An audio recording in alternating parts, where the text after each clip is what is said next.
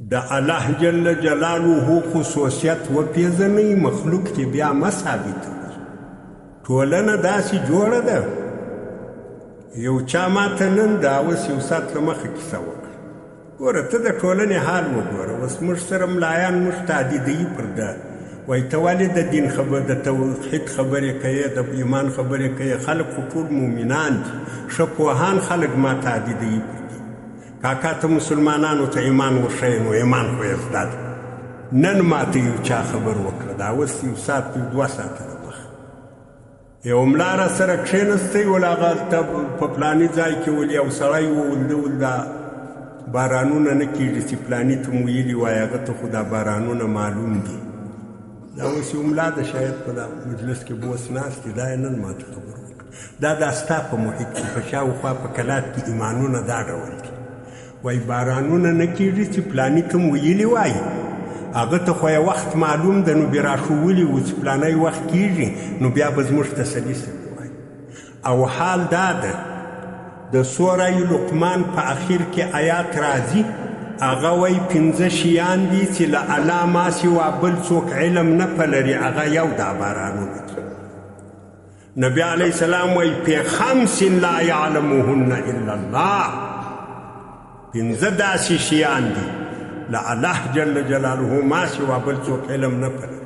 ستا په دغه ټولنه کې ته ستا د خلکو عقیدې وپوښته، یو وایي فلانی یې وري، بل وایي فلانی په خبر ده، بل وایي ها دا سریع د قرآن کریم د نص د سوره لقمان د آخر آیات مخالفت.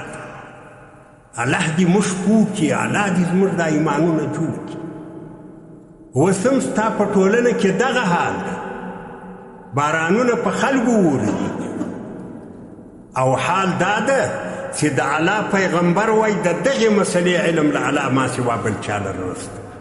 الله په خپله وایي چې دا 5 زما خصوصیات دي. نو ګوره د الله د الوهیت خصوصیت پېژندل پکار دی. د آیات کریمه کې راځي امن خلق السماوات والارض وانزل لكم من السماء ماء فانبتنا به حدائق ذات بهجه. درې خبرې الله جل جلاله وکړي، دا زما خصوصیت د الوهیت، بل چاته دا حق څه نه ورکوو. امن ایا هغه څوک خلق السماوات چې پیدا کړي دي اسمانونه والارض، او مځکه یې پیدا کړي دي. مځکه و اسمان خاص الله پیدا کړي دي، د هیڅ چا د ذره مدخل نشته پکښې. او هغه ذات چې مځکه و اسمان یې پیدا کړي دي هغه اله ده.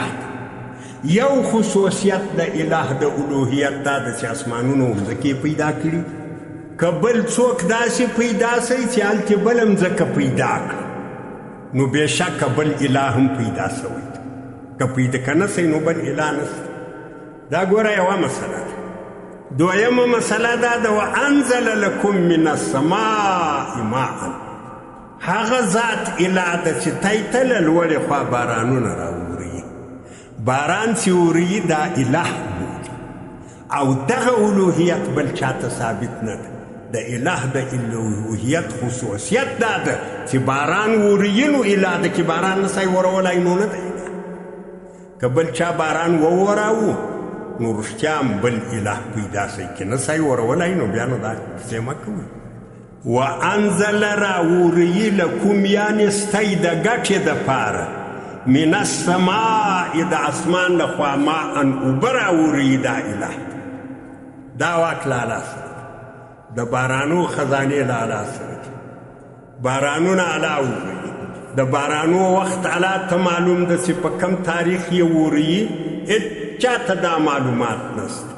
البته کله خو په رادیوګانو کې م وایي چې د هوا اټکل سوی ده فلاني وخت به باران وشي، هغه وهم سي، هغه ته وایي ژوند. غالب ګمان داسې پایده کېږي، تجربه ده چې فلانی و فلانی علامات راسي باران کېږي، دا تجربه ده. دا تجربه په 100 کې 90 واره صادقه سي، 10 واره بیا درواغ سي، نو یقین نه پایده کوي. دا د تجربې لار ده. دا چې یقینا تاریخ معلوم ده هغه الله ته چې په دغه تاریخ په دغه دقیقه په دا ثانیه به باران کېږي.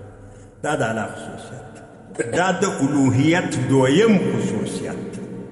دا عقیده له ځان سره ساتي چې یا باران ووري یا یې په کم تاریخ ووري، دا له الله ما سوا دا پیغمبر علیه السلام ته هم نه وه معلومه، ولی ته دا نه ده معلومه، نبي ته دا نه وه معلوم، ملایکو ته دا نه دي معلوم چې څه وخت.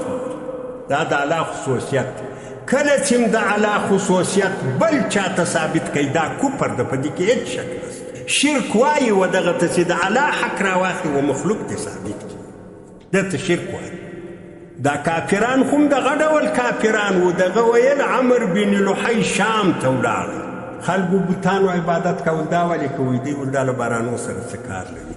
چې باران وځنډېږي موږ راسو دلته سخوندر حلال کړو، بت ته سجدې وکړو، قرار باران شروع شي.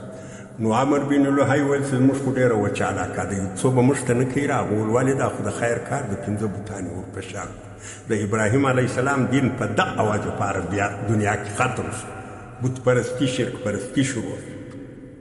د الله حق، د الله خصوصیت، د الله حق د مخلوق ته بیا نه ثابتوي، دا بیا ظلم دی.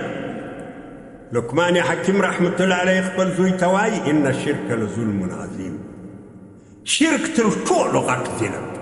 ظلم دا ده چې د بل چا پر حق باندې خېټه واچوي، او چې د الله حق د مخلوق ته ثابت کوي، تر دې لوی ظالم بل نشته. نو ځکه لقمان حکیم و زوی ته ویل چې ان الشرک لظلم عظیم. شرک یو عظیم ظلم ده، او شرک دغه ته ویل کېږي چې د الله حق د خالق حق و مخلوق ته ثابت کړي، دغه ته شرک